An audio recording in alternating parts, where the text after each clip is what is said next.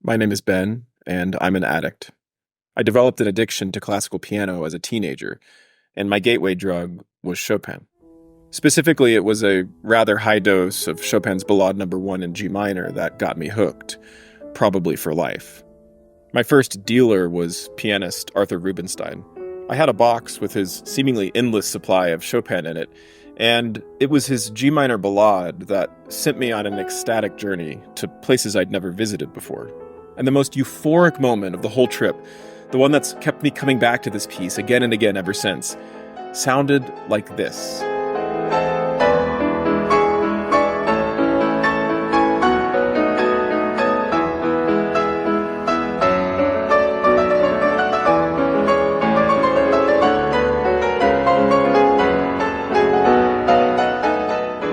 A year or so later, I stumbled across another G minor ballade of Chopin, this one dealt by Vladimir Horowitz, a live 1968 performance from Carnegie Hall.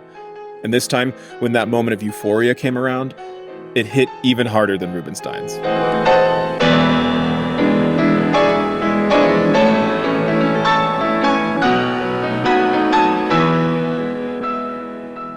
Welcome to the Chopin Podcast. I'm your host, Ben Laude, and over the course of this 12-part series, we'll be diving deep into the music of Frédéric Chopin, with one episode dedicated to each of Chopin's major compositional genres. This is episode 3, Ballades.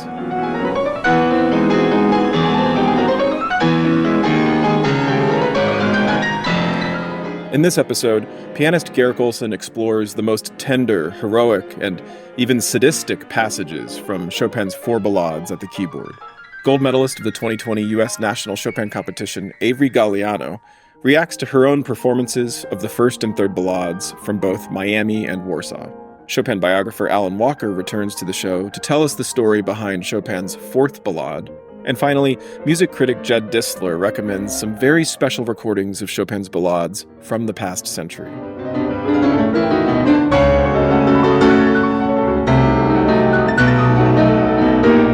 You can listen to full episodes of the Chopin podcast on the day of release, or watch video segments from each episode in the following days on my YouTube channel. Just search for my name, Ben Laude. That's Benlaude.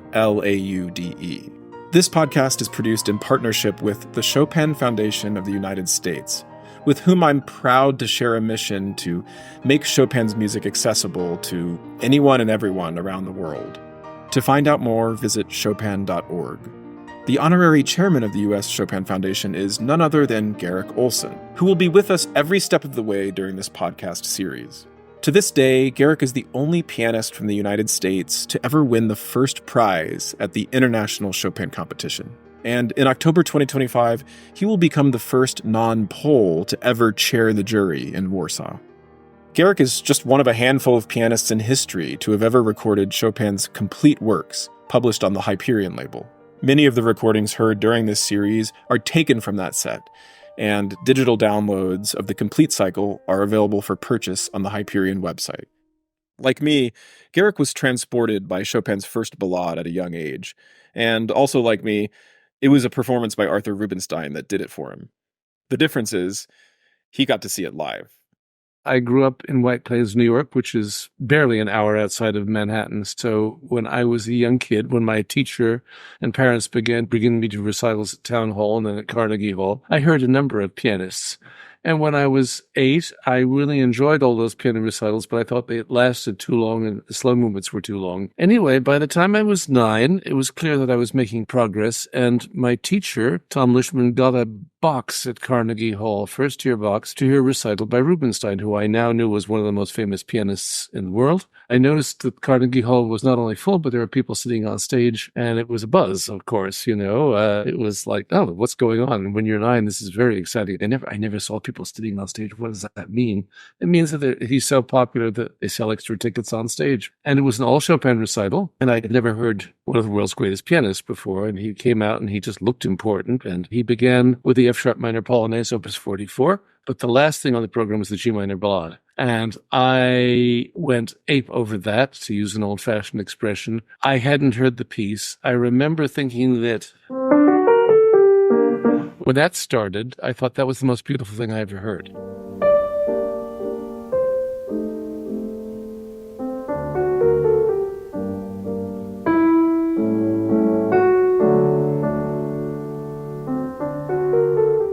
But then when this happened,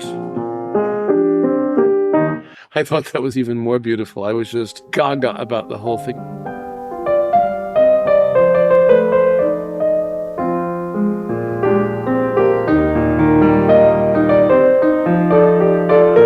And then it got so exciting, and the coda just, I couldn't believe it.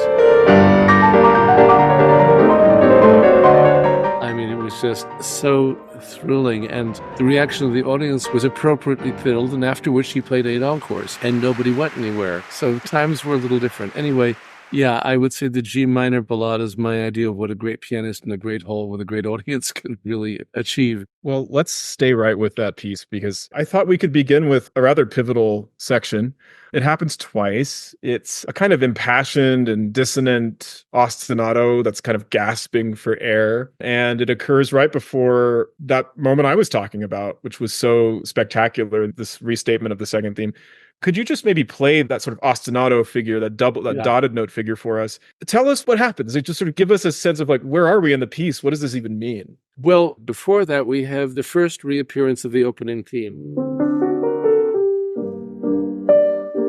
But now we have it in a different format. We have it over an ominous timpani. And it builds up, it gets... Then there's this gasping.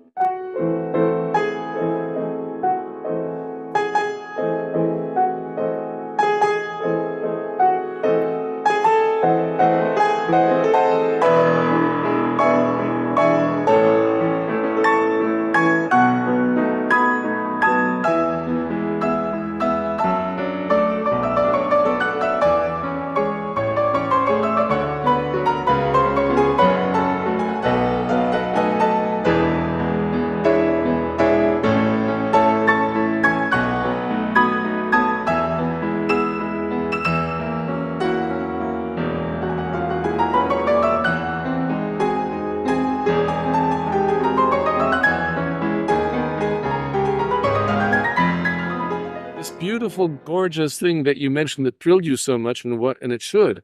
This is the second theme of the piece, played climactically, and it's one of the most exciting moments in all of piano music to play. And here Chopin does a trick he doesn't do that often, which is what we now commonly refer to in music as the Lisztian thematic transformation. Which actually started with Beethoven, of course, taking material that sounds like one thing and turning it into something else.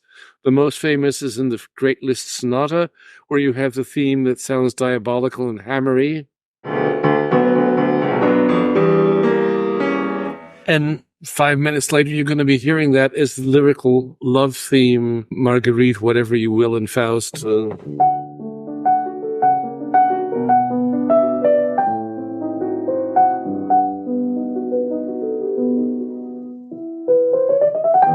And believe me, the first times I heard the Liszt Sonata and even played it myself, I didn't even realize it was the same theme, because it's like, how could it be so different? And that piece is full of things, and Liszt did that, and other composers did it, and Chopin did it. Alan Walker refers to this as apotheosizing of themes, and that Chopin actually does this. He sort of points back to Beethoven's Ninth as sort of one of the great early examples, but Chopin actually does this in his ballades, and 3 of them. And this is one of the moments he mentions, but also I wonder if I could draw you to the third ballade briefly, sure. Because the very first theme is apotheosized. Its apotheosis is on the final page. It's almost a direct restatement.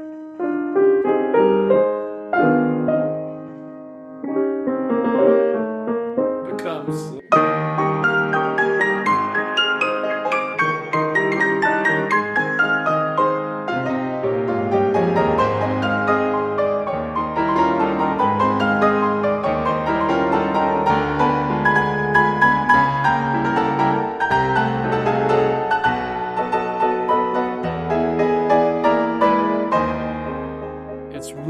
heroic. In this case, you can sort of expect it better than in the first ballade because he's sort of been pointing up to a climax for about 2 minutes, and he's been introducing scraps of theme. So in that sense, he prepares it more logically. Right. And now I'll draw you to the fourth ballade, because there, also the second theme, he apotheosizes in the recapitulation. I think the first one might be in maybe B flat, but at least he apotheosizes it in D flat. So could you play those two moments, please?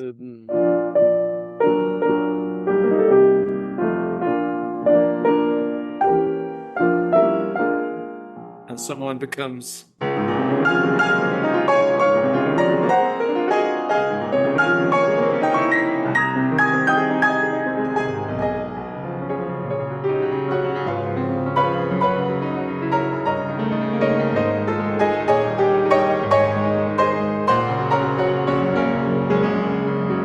It's incredible, and yet it doesn't sound emotionally manipulated. It's a natural, organic outgrowth. The first time you hear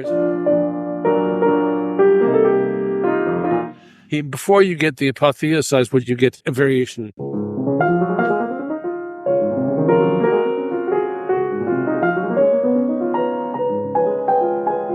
But then at the end of that theme, there's a little subsidiary theme in the tenor, which lasts 9 eighth notes. He spreads that out, and now it lasts 12 eighth notes, except in the treble voice, he only gives you 9. Is that where he does the crazy rhythmic thing? Yeah. I never realized it came from the earlier figure.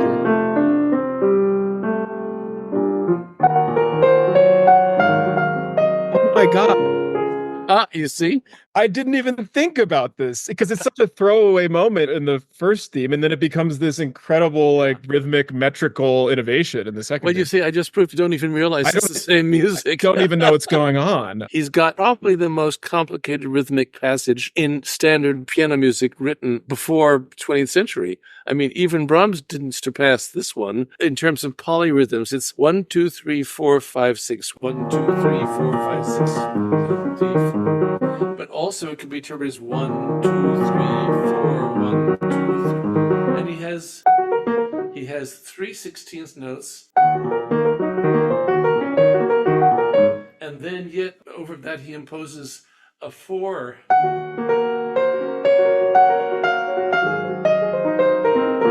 So what used to take 9 eighth notes now takes 12, but never mind. But just listen to how it doesn't flow in the same kind of time. And I'm going to try to play it relatively non-rubato.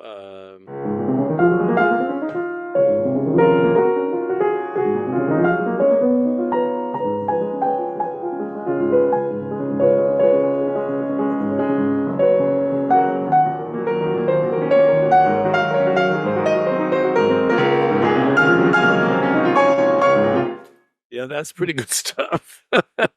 Right. I don't know if I'm going to make it through this episode, but let's rewind to the first ballade. May I just remind you about that story of Chopin at some social event, or maybe his house or George Sand's house, and there was Frederick giving somebody a lecture about the logic in Bach's fugue sounding just like a Kapellmeister. The most poetic feeling of musicians, that he's giving this lecture about compositional logic. Well, I want to start citing that for when people say that I'm too analytical, because it doesn't mean I can't feel this stuff. If anything, it makes me feel it in an even deeper way when these things are revealed to me. So. Exactly. Anyway, that is one of the great moments in all of art. Back to the first ballade, that same ostinato comes back later. Could you turn to the second time we get the breathless ostinato and maybe just take us to where it goes? I'll let you stop wherever you choose. Somewhere early in the coda, yeah. Perhaps. No, because the first theme comes back again with the same pedal voice. Back in the original key. It develops the same way, but look what happens. No apotheosis, something else wild.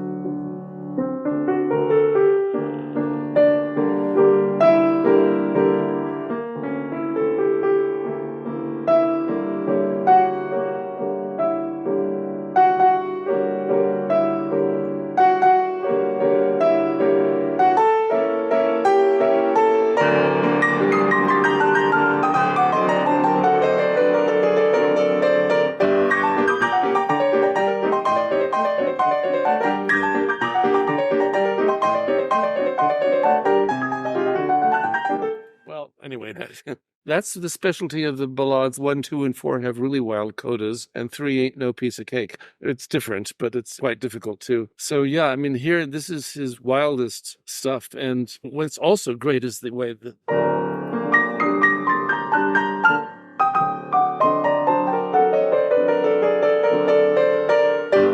it's very operatic. It's a moment of utmost desperation. And actually, before that, the first time, the same thing could have been happening. But he does something incredibly different. And here is one of Chopin's weird indications again. Bar 206, il più forte possibile. As loud as possible. It's got to be a point of maximum desperation emotionally. Just a quick physical pointer for pianists out there, or anyone curious who wonders how pianists play loud on the piano. You're not really bringing a sledgehammer down. There's something more organic going on. When you want to play your loudest, what's actually going on? Because you're not, striking the keys in a violent way. There's something actually very subtle happening to draw the sound of the instrument. Exactly. Well, brief physics. You press that key down, it then goes to a bunch of levers which magnify the attack you've given, and then the hammer then gets up and hits the string at a certain velocity, which produces a certain dynamic level of the tone. And that's all you can do. You can't, once the tone happens, you can't do anything with it. You can only combine it with other tones. The secret is, and this is one that a lot of pianists don't know, and I never knew really consciously till recently, what makes volume different on a piano, what in the way you play. It's the speed of attack. The slower it is, the softer it is, the faster it is, the louder it is. Now, it requires a different effort to play soft than loud. But very often you ask a group of piano majors, how do you play louder? And they almost always say with weight. And that's really not the case, because I can play with a lot of weight. I'm a heavy guy. I just played with all my muscular force and I put a lot of weight into it. Whereas I can play loud without any effort at all. So it's how you get from note to note to note to note. But for loud playing, you have to learn how to play a loud attack and then move on to the next thing that you're doing so that you're not stuck. So in other words, if I want to play, I can't stay here and then just attack it. You have to get rid of it and attack with a certain kind of force, which may involve weight or muscular effort or speed or all of the above, and different uses of the joints as levers. So it's very complicated.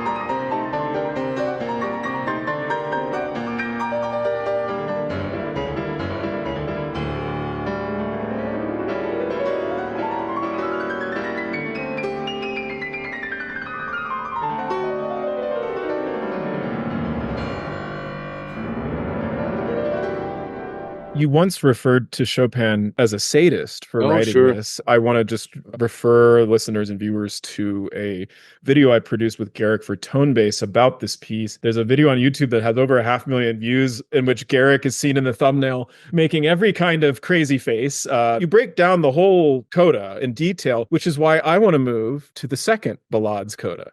I always was actually more afraid of this one for just carpal tunnel reasons. Me too. When I also say Chopin was a sadist, I'm partially taking off on Charles Rosen's book about the Romantic composers, in which he talks about how not only Chopin, but especially Chopin, who writes very difficult music, will wait toward the end of a given piece, perhaps like the Winter Wind Etude or these ballades. When you've already been playing for quite a while, you might be a little fatigued. He ups the difficulty of the technical challenge and ups the emotional intensity at the same time, so that you're feeling more intense and you have to do something and you're already tired. That's the true sadism part. This coda is so difficult.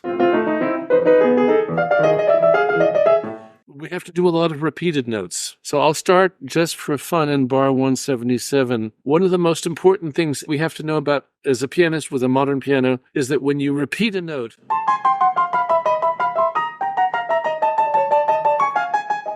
and this is terribly difficult, period, but that actually lasts 4 bars twice, and it's never the same again. Oh, that's nice of Chopin. He gives us 4 miserable bars when we're really most fatigued. But first of all, the music is not... although it's there, we want to hear. So that's very important. But also, I'm putting my second finger of the left hand over this C as a block. So I'm not coming out of the C to repeat it. And for that, you need a combination of wrist and arm flexibility. So we don't have to go, because that will paralyze you pretty fast. Too many people think that whenever something is repeated, we have to take our hands off the piano, or even a staccato and end of a phrase. You don't have to actually show everybody. Just stop the sound. We tend to work very hard because we do this, oh my God. I'm going to need to get my bicep tense. It'll never work.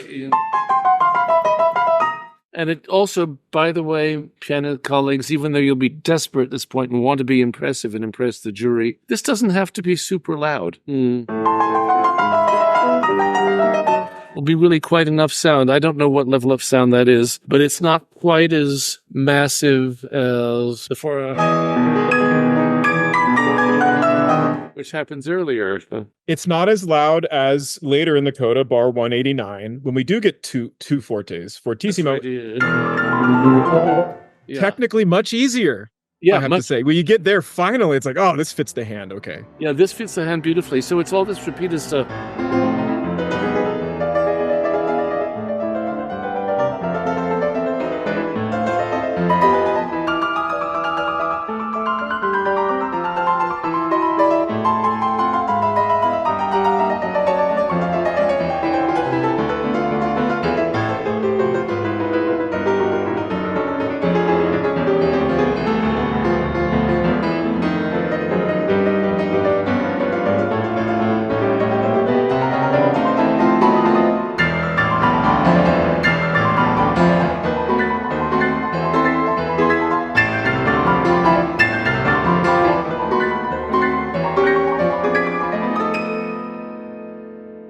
We now have to go to the fourth ballade coda. And tell us about the difficulties here. A different kind of double note thing going on. This is really difficult. There are several kinds of difficulties. One is a combination of single and double notes.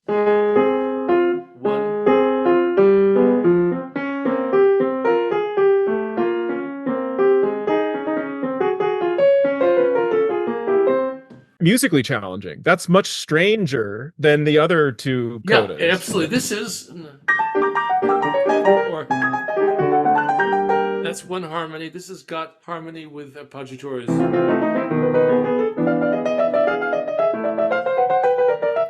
This is much more complicated because if you play it slowly and with a little bit of passion, it sounds like it could go into an nocturne somewhere.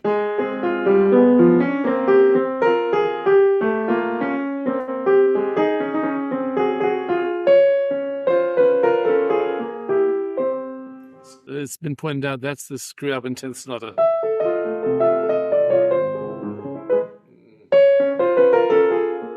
So I would say that when you play this piece, even though it has to sound pretty ferocious, if you lose all of that melodic harmonic interest,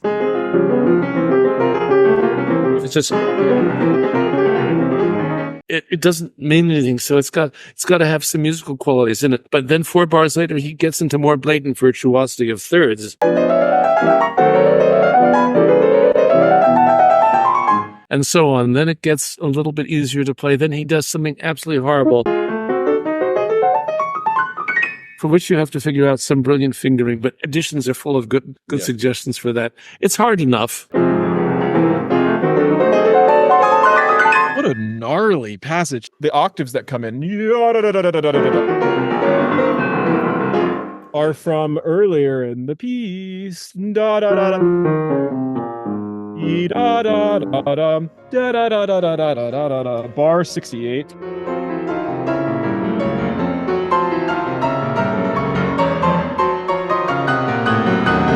Same left hand almost, just not as fast. But very, very similar harmony. I never thought of that, but they're very similar. Yeah. Yes. Speaks to the organicism of Chopin. Always, everything's connected. It's all made of the same genetic material. Absolutely.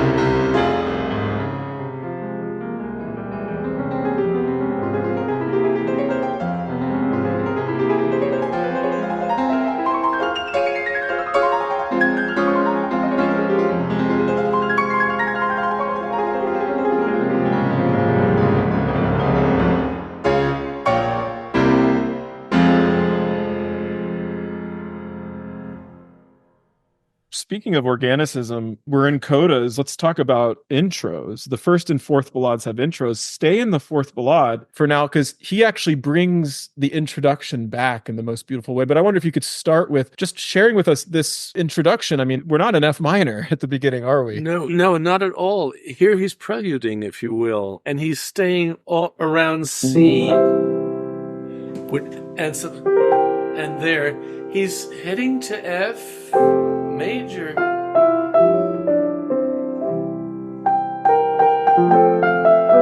Let me just play it.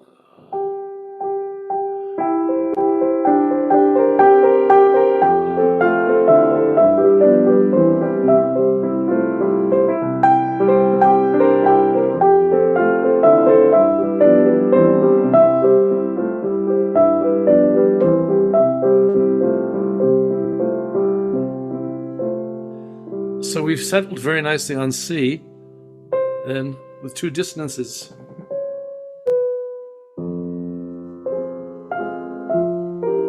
Which is the key of the piece and where we're going. So this is all kind of a fake introduction in a way. It's almost a tease that.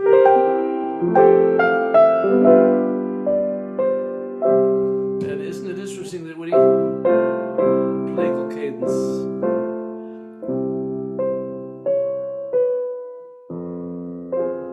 Let's get out of that can and move to its recapitulation later, because unlike the first ballade, he brings this theme back in the most alien of keys. Yeah. And it's such a magical moment. There's been an awful lot that's happened, but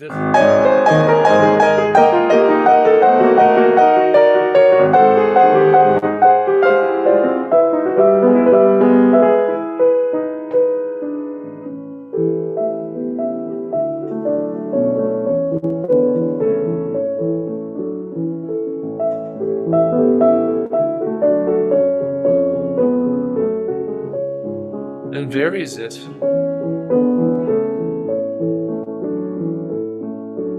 And then stops completely and has a cadenza.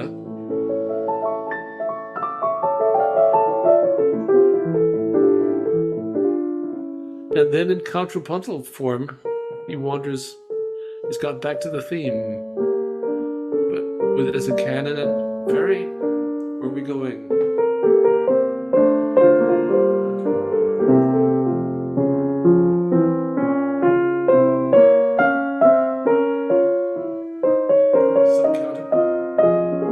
Occasionally getting lush, three-voice counterpoint.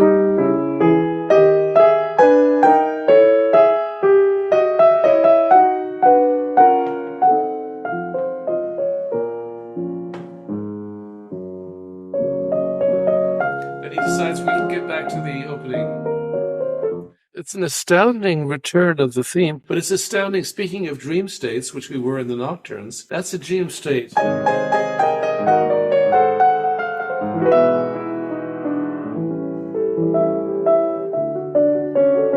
I don't know if there's any other A major music in the piece. That's what's so bizarre about it. I don't really quite get how it relates. And in any case, when I was young and I fell in love with the first ballade, and I said, how could any ballade beat this ballade? I know I'd listened to the others. I hadn't really understood them as well yet. But I kept hearing people I trusted say things like, well, actually, the fourth ballade is the great masterpiece. It's taken me a while, but I began to understand what they're talking about with passages like that. And when you begin to study the work, you see a level of intricacy and wonder and detail and organicism and all of the above. And I'm not saying the first ballade doesn't have plenty of that. It's just that there's a level of design. I mean, there's something even more otherworldly than I think he even achieves in the first ballade. And so I do feel like the other reason is the fourth ballade. I could list off a lot of first ballades that are so effective. Yeah. It's hard to pull off the fourth ballade effectively. So I don't think I've heard enough performances that made me say, that's how this piece goes. I would say the same. Yeah. And you haven't played it in 20 years, so maybe on some level... No, I'm a little afraid of it, because it is one of the great, profound masterpieces of our literature, and it's everything in it is a can of worms, starting right with that opening thing. I mean, he wrote fairly clearly what he sort of wants, but it's very hard to do, and everybody has different ways of achieving it beautifully or not. I've witnessed whole piano lessons spent on the first phrase, but... Yeah, me too. After the introduction, you have this theme, which is not even a theme like this is... Although it's introverted too, it's more like humming to yourself.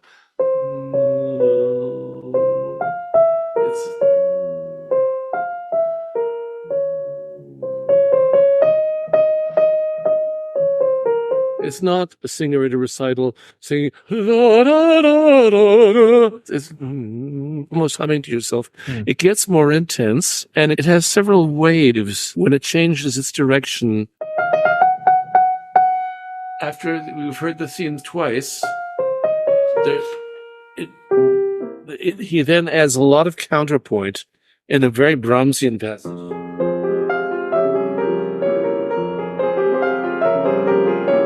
And really goes to a climax, which is rather violent, and after that, the whole piece changes its directions.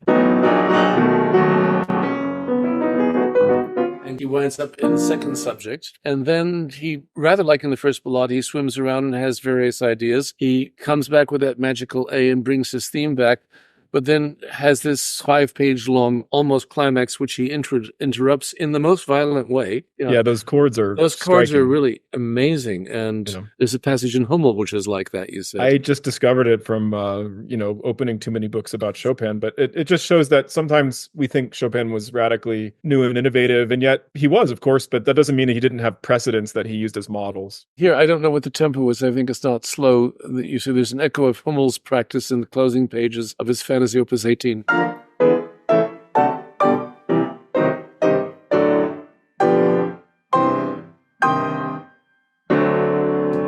Yeah, I mean, one can see the idea. Chopin's is much more extraordinary and frenzied. And now that you play it, it sounds like the first Liszt Transcendental Etude at the end. That's what I was just thinking. Yeah. Well, it sounds like Liszt was just patterning the Hummel. This is one of the most chaotic things to listen to that's ever been composed. I can't play it right now.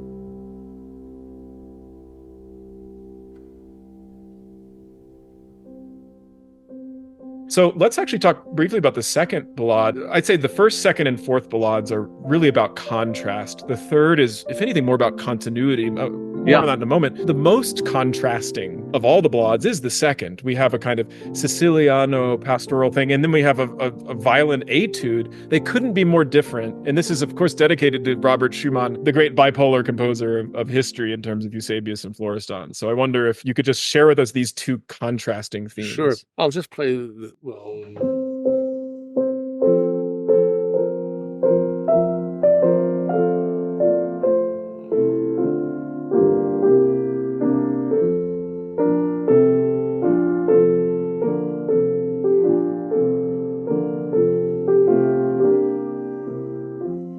So that's pretty innocent, not much going on. The second contrasting episode is...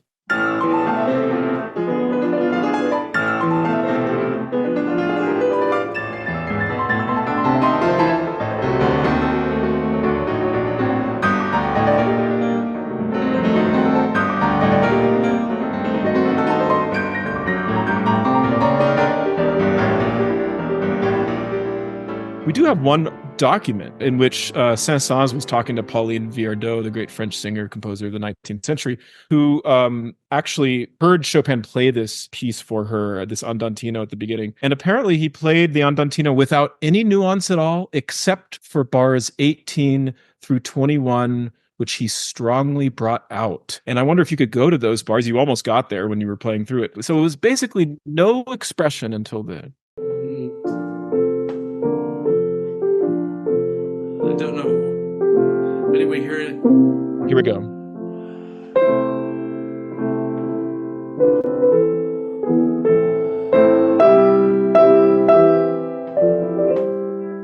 And he goes far away.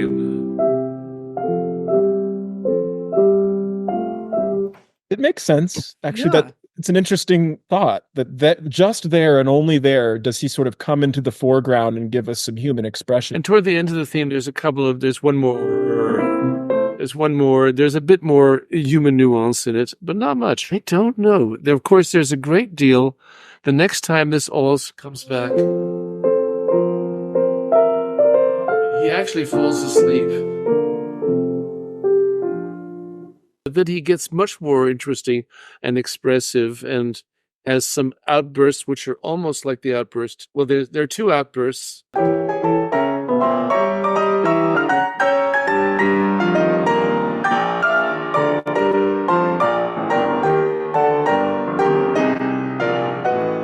It calms down. Then there's another very similar outburst which then doesn't calm down.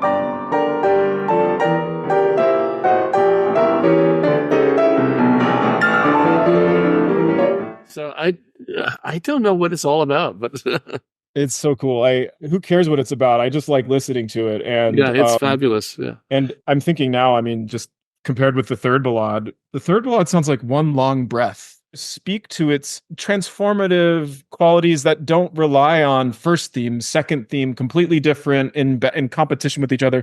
There's something sort of singing throughout, isn't there? yeah, absolutely. All the themes are related that way. There is a distinct form to it, which I've only just sort of come onto in the last couple of weeks. There's an A section, a B section, a C section, then sort of a B section again, which then starts hinting at the A section, and the A triumphs. Basically, even though this B section is, the opening is something like this. Gentle.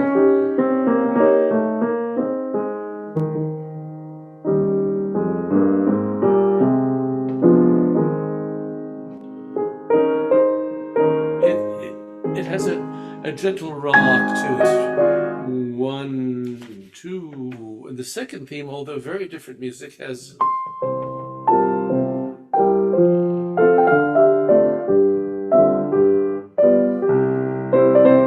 So the musical material is very different, but the mood doesn't change that much. It gains some intensity and loses some intensity, goes up and down the way music does. But when it comes to an end, this section, the second section, comes because of the relationship with thirds. We think we're on C. We're basically in F and F minor. And so on. And yet it comes to a rest rather like the fourth ballade intro. It comes to a rest, not an F minor where it was. And there's something completely new. By the way, this is geeky, but every time we've had a two-note phrase in this piece,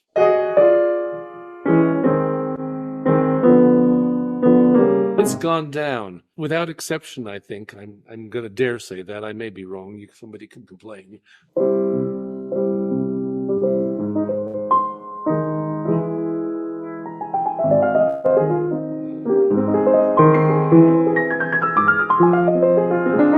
So that's just an interesting reversal.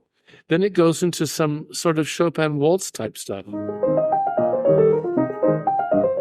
Which, like the first ballade. Yeah. So maybe he likes something very fluid there. And he ends this section and he gets back to where it was before with. So we're not really out of the B section. This is music of section B. And it develops very similarly, except he then makes a variation.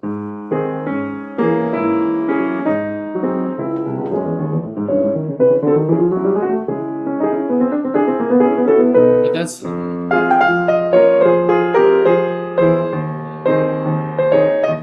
So it's a variation on that music, and it gets to a kind of apotheosis of its own, which it had once before.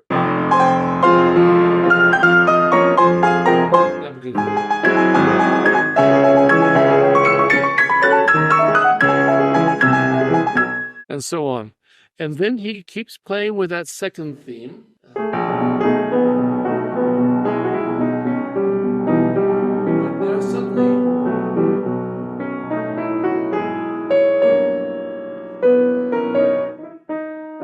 for the first time in the piece, we're back to that.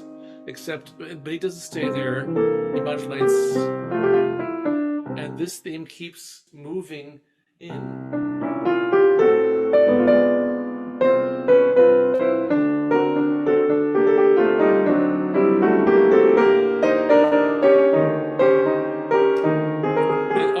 insistent and more heroic. Four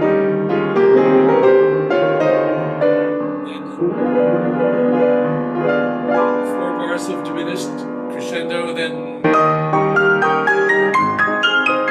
So this is an apotheosis, as you mentioned earlier, but it's arrived at very, very differently with a much stronger logic. And as you're right, the tone or the flow of the piece is certainly very varied, but it's never interrupted in wildly contrasting sections. So this third ballade, which is the least typical of all four, is equally tremendous as music as all the rest. I mean, they're incredible individual constructions. If you hadn't noticed, Garrick Ohlsson is as natural a teacher as he is a performer. This is by no means true of every concert pianist. And among the many young pianists Garrick has inspired over the years is Josh Wright, a medalist at the 2015 National Chopin Competition, who has become one of the most prolific online music educators working today. You'll get to know Josh a little better in episode 4 on the scherzos. But I wanted him to stop by in this episode to share a particularly relevant anecdote about a masterclass he once had with Garrick Ohlsson. I played the first ballade for Garrick Ohlsson when I was 17 years old, and he really honed in on the fact that Chopin had written in unresolved breathlessness, and the pianist has to reflect that in their interpretation. So you see the ambiguous end of this little introduction. And most pianists think, because this is kind of how Chopin grouped to them, this is the end. New idea. And Chopin did write that, but Garrick Ohlsson had said, this is the end. New idea that's left unresolved, and then it resolves to G minor. And that was so revolutionary with how you can set that piece up with the breathlessness, but also with the interpretation. So perhaps the most memorable masterclass of my life. Every segment of the Chopin podcast with Garrick Ohlsson and other special guests is cut from much longer interviews, which you can view in full by signing up to my Patreon. Consider joining any membership tier by visiting patreon.com/Ben Laude. On the next episode of the Chopin podcast, we'll explore the scintillating scherzos, starring, as always, Garrick Ohlsson and featuring special guest pianist Kevin Kenner, top prize winner at the 1990 Chopin Competition in Warsaw, as well as 2015 National Chopin Competition medalist and internationally renowned music educator Josh Wright, who will break down the pianism behind the most distinctive passages from the four scherzos. Stay tuned.